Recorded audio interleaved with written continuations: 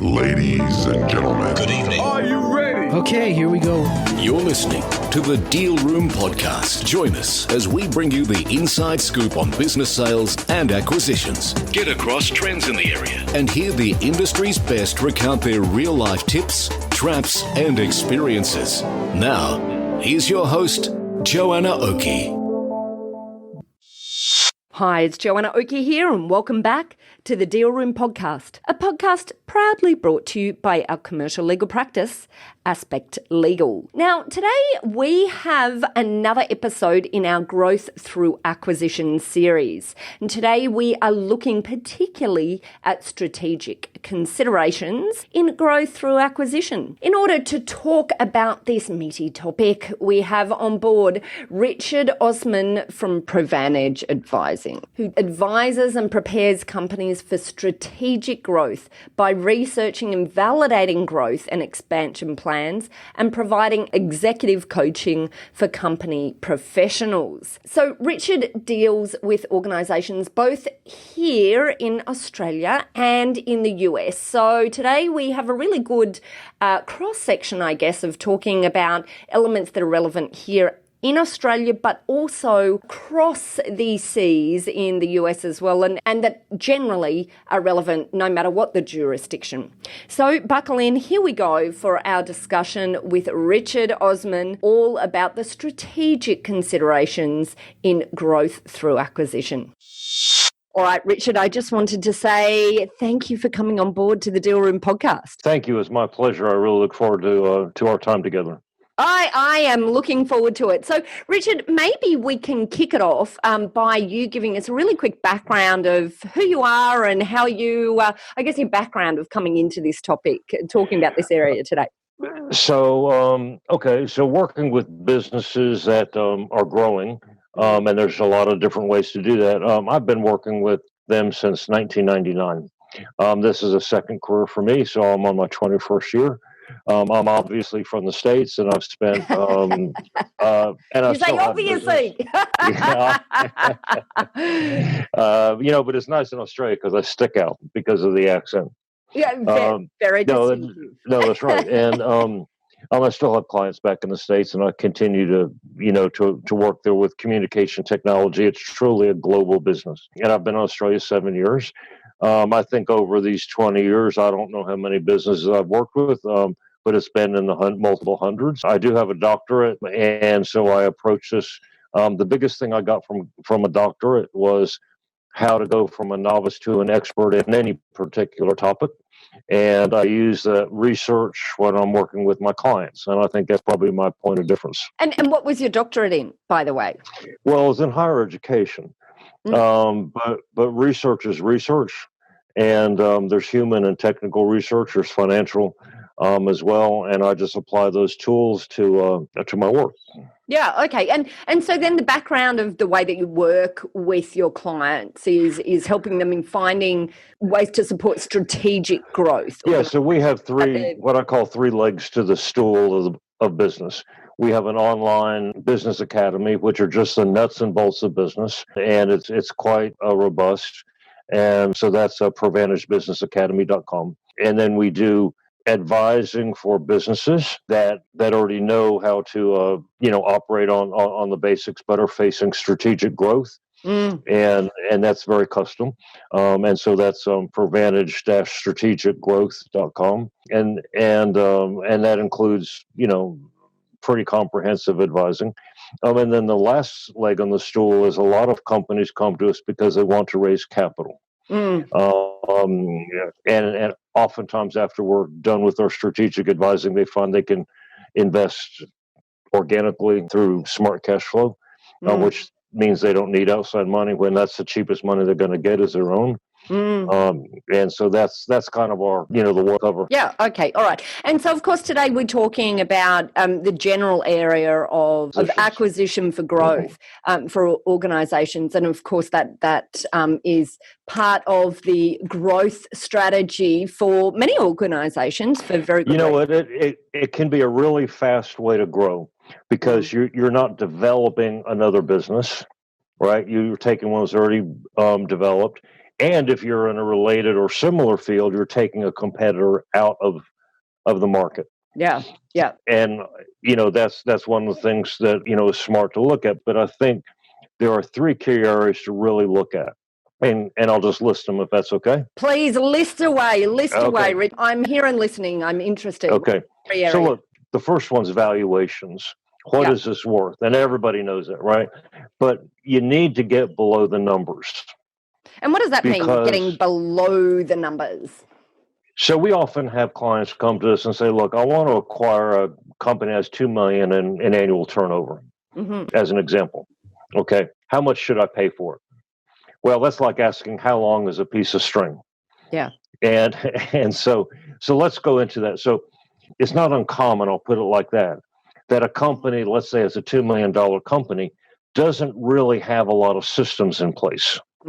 It's driven by the company owner, the principal, it can be and the relationships that he's had and his motivation and his energy and his drive. So let me just kind of go through valuation. So that's the first thing that I think you need to look at is how dependent is this the revenue on any one person versus company systems, because company systems will continue, but the company principal won't.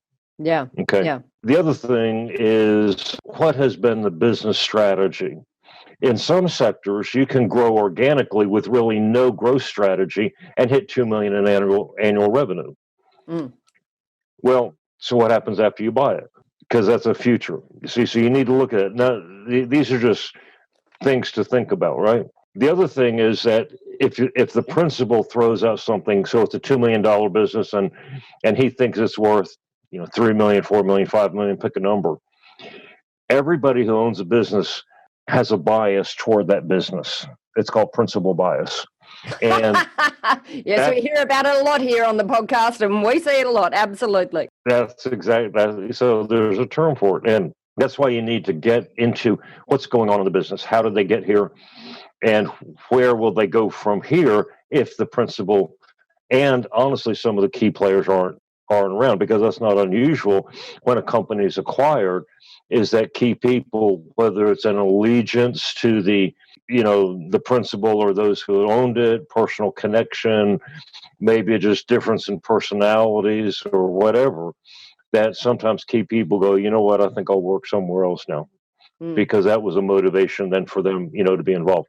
So you want to have an independent verification of values, and you want to look at not just the revenue, but you want to look at the net profit, and you really want to look at the operational budget and see where to look at expenses that and items that may not be a part of the company once you acquire it. Because one of the reasons to acquire a company like a competitor is you can consolidate overhead and into one central function. So you can sometimes find that the valuations, when you talk about multiple acquisitions, that the company is actually worth more because you're cutting overhead, because you're combining all those overhead expenses. Let me give you a quick story.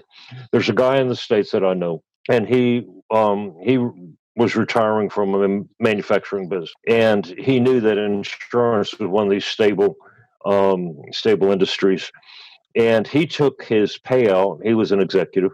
He took his payout, and what he started doing, he lived in a small town in Virginia, and he was buying up a lot of small independent mom and dad or husband and wife insurance companies, because they were all, the husband was usually the salesman, the wife was usually the office manager / bookkeeper. And he bought all these, but they had a brand, because it was the John Brown Insurance Agency, the Mary Smith Insurance Agency, everything else. So he acquired 16 of these independent insurance agencies. What he did was, because he was an executive, he consolidated all around the town he lived in. He consolidated all the back-end function, because the person who owned it that was on the sales side, he didn't like doing, usually as a guy, but there were a few women, didn't like to do the admin function anyhow, so they didn't do it very well. And so And in essence, he cut half of the overhead out of these small businesses. And being bigger, he could also, spread the marketing and everything else over 16. And that's kind of a way that he grew a multi-million-dollar insurance agency by, acquiring 16. And he'd never been in insurance before.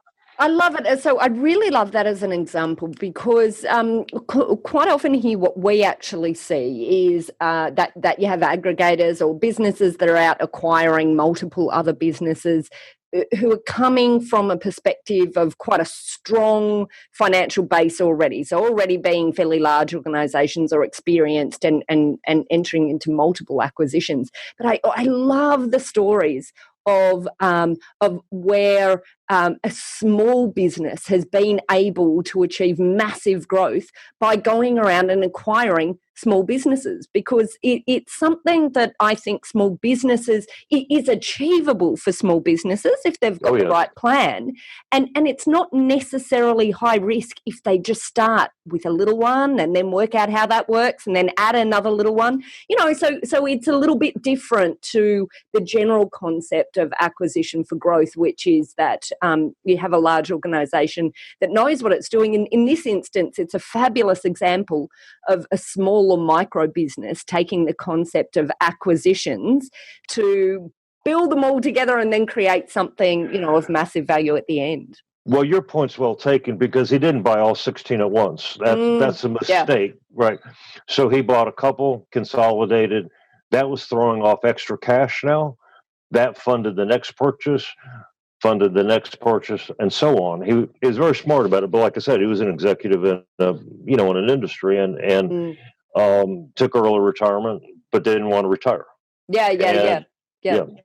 And look, I love that because, certainly we're working with a number of buyers at the moment that more of the buyer perspective that you're talking about here, that had started small and then have just sort of slowly dipped their toe in, bought one or two, realised that it was a really good strategy, bought a few more, and, are just really kicking some amazing goals here. That's right. Now. And I just think this is it's a perspective that many small businesses have just not thought about. And so right. I just love your example here.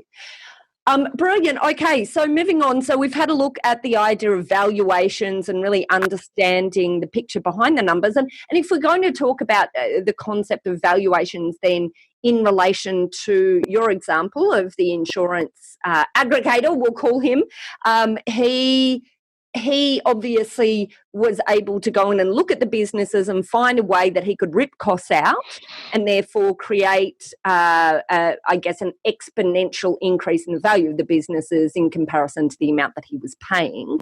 So I guess that's where that reflects back on that valuation discussion we're having. Are there any other elements, I guess, that he applied from that valuation perspective? Right. So to keep the personal brand in the business, right. So if it was the John Brown Insurance Agency, that the principal stayed on as an employee now of this company that acquired them. Mm-hmm. And then there was a transition plan because people were buying from John Brown, for 10, 15, 20 years, whatever it had been. And it was important for that the individual brands remained. And then over time, these people wanted to retire. They wanted to do some, things. And so it was a transition over years. But by that time, he had gradually inserted a different brand. I won't tell you the name of the agency, but over time then, so it was a smooth transition to a different brand. And what you're saying here, I just want to highlight, because I think this is absolutely critical, the approach of slow and steady. So acquiring and then slowly over time changing systems, slowly over time changing brands, because that's one of the mistakes that I see and certainly hear about quite a lot, is buyers coming in and just, having their own way of doing things but implementing it too quickly and creating issues for clients, for staff. Change is a hard thing, isn't it? It is. And buyers often just have so much energy for the vision that they have for the future. But the point we're talking about here is hold yourself back. Be a little bit more measured, take time to implement changes. Well, I think that's the point, is to really have a strategic plan. Yeah.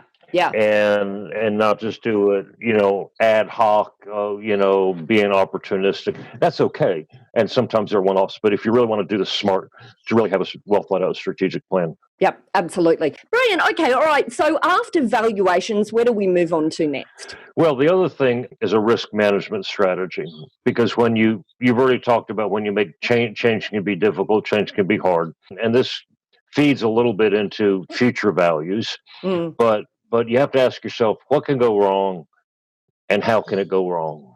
Obviously, changes are going to happen when you acquire a business. And there are new tax numbers, and if you're consolidating overhead, there are new people involved, and people are reporting to new people, et cetera, et cetera. So you have to ask yourself that. So that's what can go wrong in the change. Okay.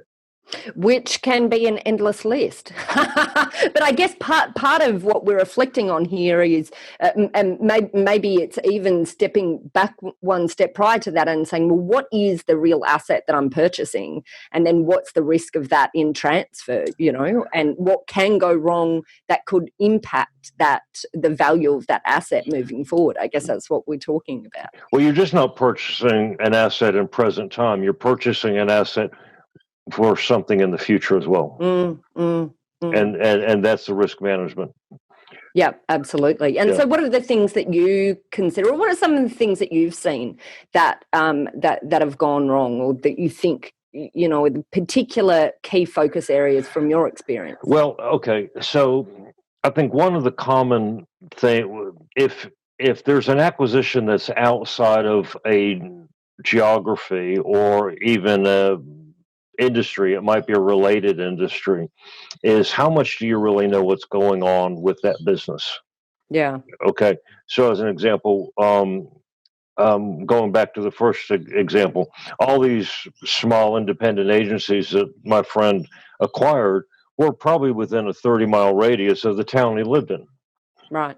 Because that's where he lived all his life. He knew, and he was an executive at this manufacturing plant that was the biggest employer in the county and surrounding counties. So he knew everybody and everything. And that was his way of doing it. But if you're, in Sydney and you're buying somewhere and, you want to expand down to Melbourne and you're looking at an acquisition, well, you still want to know things like competitors. Who are they down there? We've already talked about principal risk. So these are all things to look at, but especially a competitor. And there's also market risk. And some market risks you just can't. With the coronavirus in January, who would have thought, cafes would be shut down for 3 months if you wanted to. Absolutely. If you wanted to. So you can't cover all the risks, but you want to identify what you need to know that you don't know right now. And this is where folks like you or folks like me are real helpful, because we've done this, quite a few times, and even just the legal, and the laws between the two different states vary too. And so you want to make sure that if you're going to invest your money or anybody else's, that you really know all the risks that, legal risk, market risk, competitor risk, all these kind of things, technical risk. And maybe there aren't competitors right now, but they might be coming into the field, and you want to be able to see that as well. And so, of course, this is where our fabulous due diligence comes in. But I guess what we're talking about here is, due diligence is broader than just looking into where the organisation is right at the moment. So, and obviously, the importance of due diligence is saying, okay, well, what do the financials look like now, and do they look like we're being told? Do they look solid? Are there gaps? And when we're looking at the legal due diligence, we're looking at, are there legal risks sitting within the structure of the organisation, or the documents within the organisation, the relationships within the organisation, the employees, and all of those sorts of things.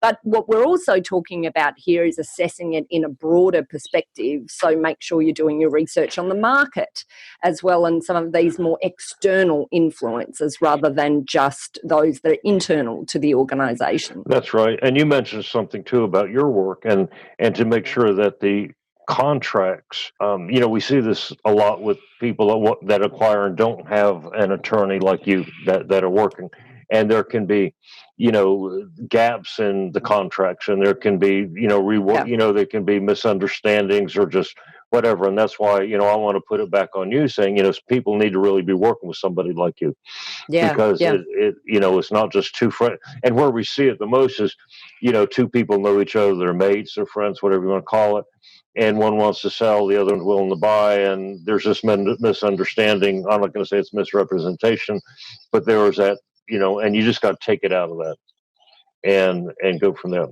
The other thing, though, that I want to talk about is this, and the risk is for the business that's acquiring the other business, what is their capacity to manage, division or this extra asset?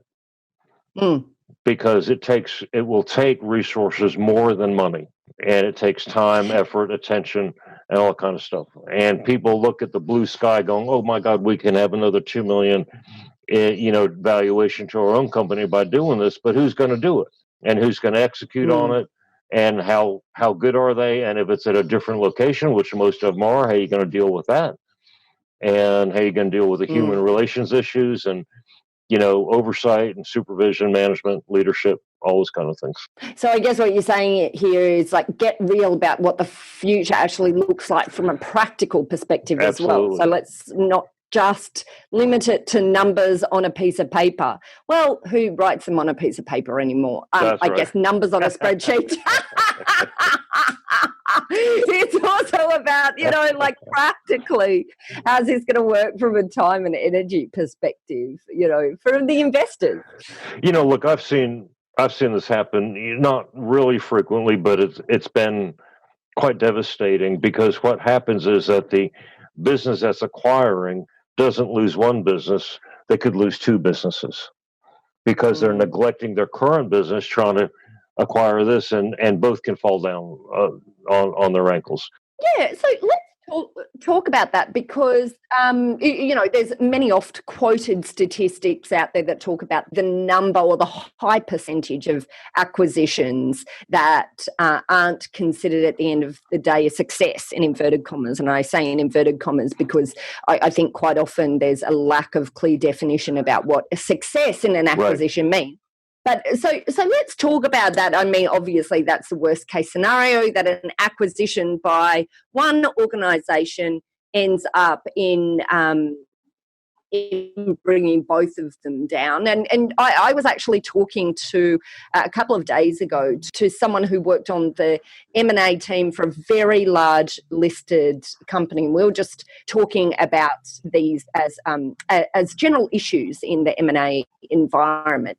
And he was talking about the organisation he worked for, having gone through a process, I think he said, of, they'd had about 30 acquisitions in total, and they'd gone and they had a real mandate for acquisition to create this an aggregated model across a number of industries. And then 5 years later, they started divesting of all of these businesses, and the share price had just, as they were going up, and this is one thing for acquisitions, it can look really active, and investors like that, whether or not it's a listed entity, and you're talking about shareholders of a public company, you're talking about investors of a small organisation.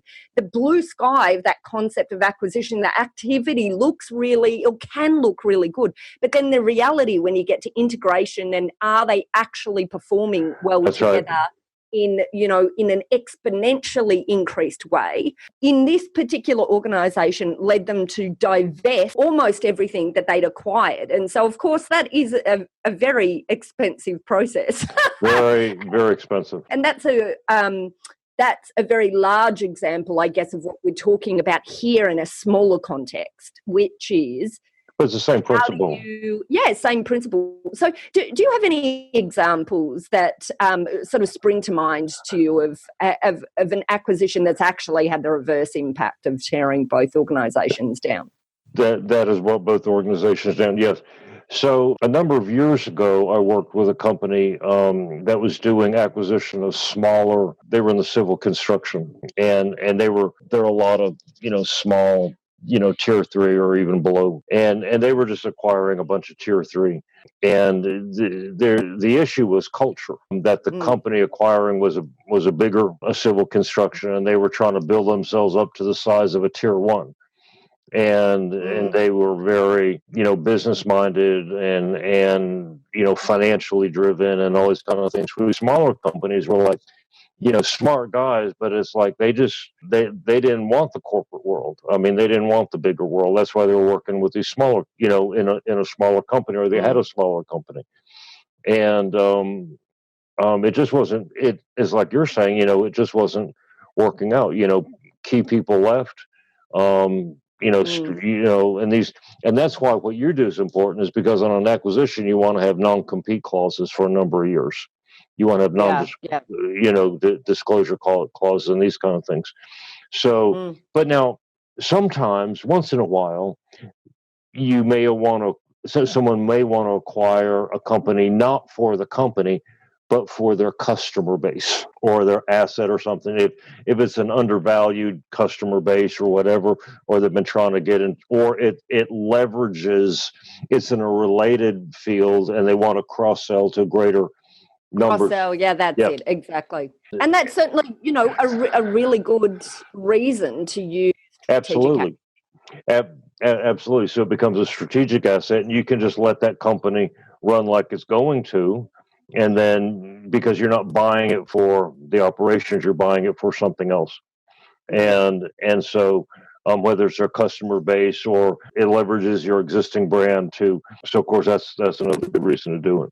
Absolutely. Okay, great. All right. So we've looked at valuations, we've looked at risk management. And of course, risk management, as we said, is one of those areas, of course, where both of our industries, legal and strategic advice, are absolutely critical in helping to identify the risks and how to manage them, because it's not just about identifying them, right? It's about how to mitigate. How to mitigate. Yeah, exactly. Yeah. And then the last thing, like we talked about, was leverage.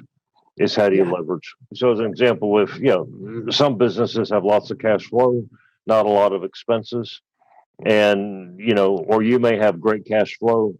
And you can leverage, like I said, a common customer base where you can cross-sell or upsell to a greater customer base that already is doing business with your acquisition. If they have technology that you can leverage in your own business. And I don't mean social media or computers, desktops, and phone lines and stuff like that. I'm not talking about that. But if they have proprietary technology, let me give you an example of a maintenance company, and they used Salesforce as their backbone, but they had spent a few $100,000 to modify Salesforce for their maintenance customers. They were large corporates and apartment condominiums and stuff like that.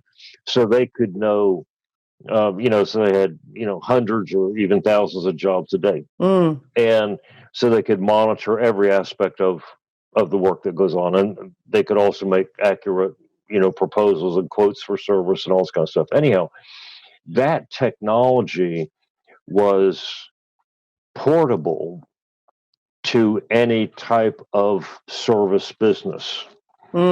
And, it was worth several millions of dollars. And they were acquired not because of the maintenance business. It was significant business. They probably had, I don't know, when I knew them, about $11.5 million in service. But they had invested in this management system, and that was the reason they were acquired. And the principle was one of these guys that loves to grow things, but then he gets bored with it and he wants to go on to the next conquest. So he was happy. He didn't want to run $11.5 million business. He wanted to go back and do another startup. And some people are just like that. That's why they bought what they bought, was they wanted that developed tech IP application. Yeah. That's right. Yep. Yeah, absolutely. Which is another great reason for acquisitions. Exactly, absolutely. Okay, and so then how is it that you generally work with businesses through this process then? I mean, as businesses come in, is it one of those things where you sit there and you sort of identify that maybe they have a gap that acquisitions could fill, or what's the process you usually run through? Okay, we're not usually leading the client when it comes to that. So how typically it'll happen? I've got one M&A client right now in the U.S., and they needed to develop a strategic plan for this, and so I don't typically recommend it, but but the client.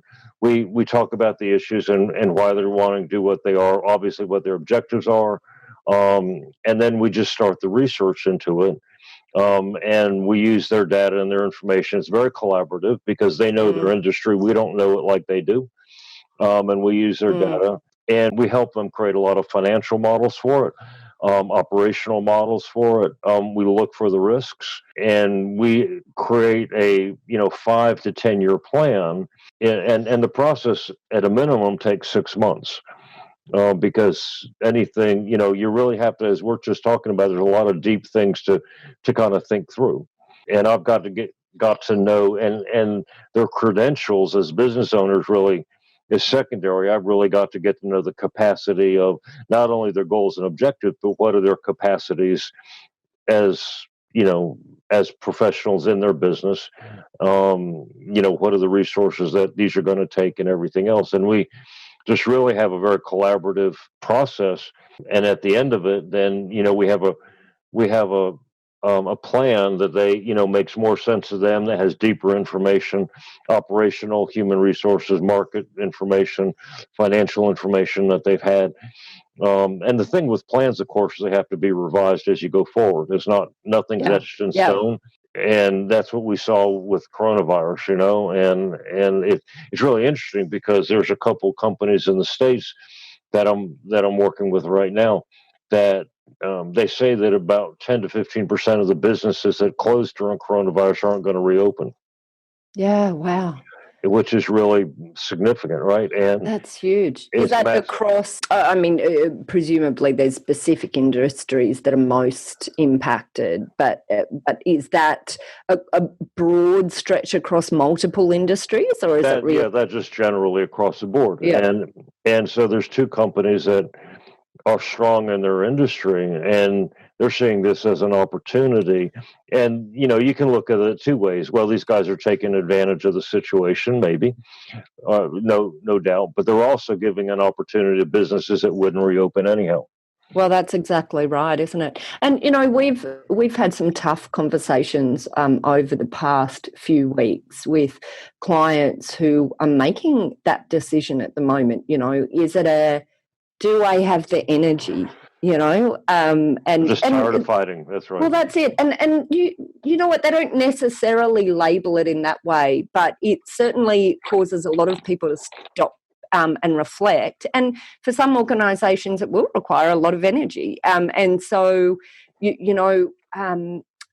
so if they want an out and they don't want to do it, then they're benefited by someone who is coming around and saying, I do have the energy, and we can see how we can pick this up and make it work. So, absolutely. I mean, and there's got to be two sides of the equation so that those who don't want to do the build up again have a way of selling out rather than just closing up and walking out. That's exactly right. Because I guess that's the alternative, isn't it? Yep. So, and I mean, you're absolutely right. And this is one of the things that I'm really interested in thinking about at the moment. It is, what does that landscape look like? And I'm not sure, I don't know much about the US in terms of stimulus that has happened for businesses here. But of course, Nothing here in like Australia. Nothing like right. Australia. Is that right? Okay, Yeah. that's interesting. And so, and so the big question, of course, here in Australia is what happens, at the end of September, at the beginning of October, or the roll on, November close afterwards. But in the US, I guess this is starting to show through right now. Is that right? They're not in the hibernation that the Australian business zone is sort of. It varies from state to state. Some states early on just shut down. California was one of them, and Washington. Others continued to operate, but it has affected the whole economy, just nationally. But there hasn't been the government support. There's been a lot of state support, but they're limited, by their own borrowing powers and legally and everything else. So again, we'll just see what happens. But the reason I bring that up is because what a business was worth last year at this time may not be what the business is worth now.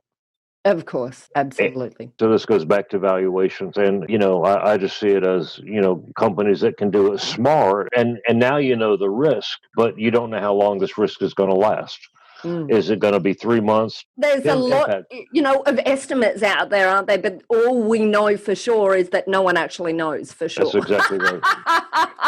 So, but I guess it's about building the strategy around the possibilities and trying to work out how you'll deal with each ends of the spectrum. Yeah. And can I ask you a question, Richard? Do you see, firstly, a difference in Australia and the US, just generally, in terms of SMEs, so small to medium businesses approaching acquisitions? Is there a difference in Australia versus the US, in your opinion? Look, the United States is my home base, and there is more venture capital available in the States than I think is available in Australia. And commercial lenders, whether it's the banks or private commercial lenders, want to have hard collateral if you're going to get a commercial loan. And it's really difficult to get investment without it. Now, having said that, the government has lots of grant programs. And I've got a couple of databases that I work off of, but we're talking hundreds and hundreds of grant programs. And they're pretty transparent, and the government is not in the business of giving away money, but what they're in the business of is economic stimulus. They need a return like any investor on their money, and that return comes in wages and people that generate economic activity that increases tax revenues and all this kind of stuff. And I think Australia's really smart about that. So I would say the private sector and with private lenders, unless you have an hard asset that can be a security, it's really tough or impossible to get commercial loan. Venture capital is here, but it's not as plentiful as it is in, like, let's say the States, because the economy in the States is 16 times what it is in Australia. And can be difficult, but it's there. But you need to start looking well before you need the investment.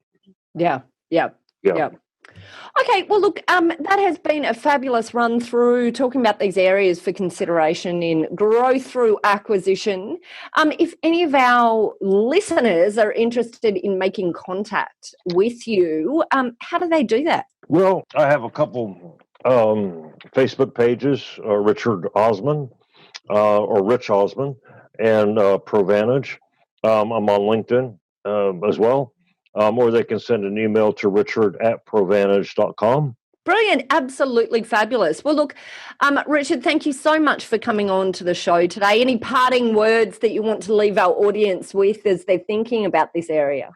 Well, I would say that they need to talk to you because legal... No, seriously. And I should have you on more often. I love guests. I'm not trying to fluff you up, but you need to be their first protocol because you're a lot more than just a legal pro. You're also a business advisor. And they need to have somebody like you that knows the laws, knows the ins and outs, and all the other aspects of it as well. But because this is the thing, we don't know everything. Nobody knows everything, and to have you be their first port of call really is just makes the process so much easier. Well, Richard, you are fabulous. I promise you, our listeners, I did not pay Richard to say that. No, you didn't. No, you didn't. You didn't. I love it. If you want professional results, you use a professional. You don't do it yourself. Yeah, absolutely.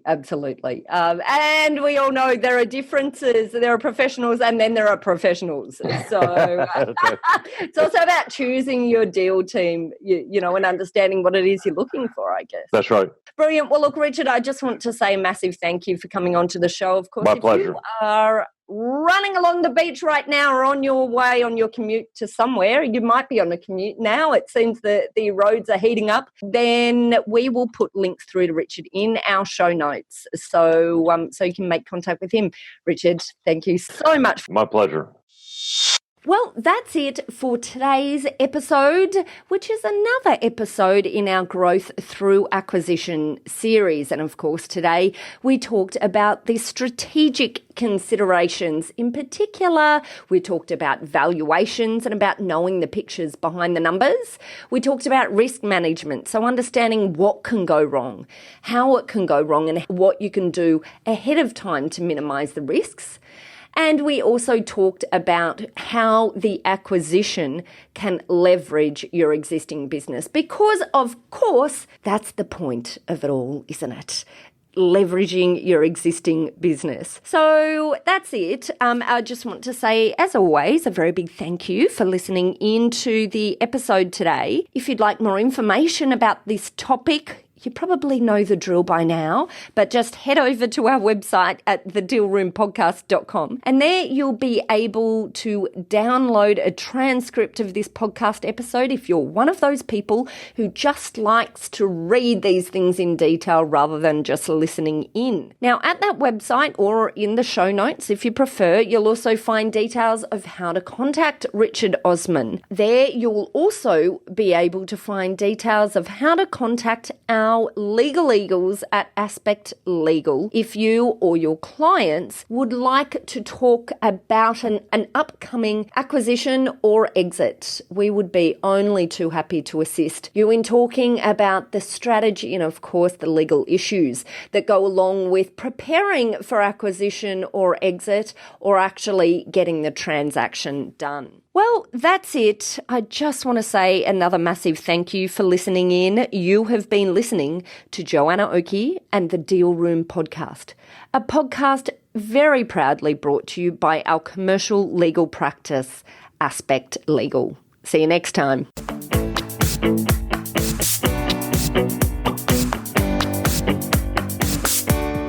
Aspect Legal has a number of great services that help businesses prepare for a sale or acquisition, to help them prepare in advance and to get transaction ready. We've also got a range of services to help guide businesses through the sale and acquisitions process. We work with clients both big and small and have different types of services depending on size and complexity. We provide a free consultation to discuss your proposed sale or acquisition. So see our show notes on how to book a time to speak with us or head over to our website at aspectlegal.com.au. Ladies and gentlemen. That will conclude this evening's entertainment. Thanks for listening to the Deal Room Podcast. To find out more about this episode and other episodes in the series, check out the show notes or head over to our website at thedealroompodcast.com.au.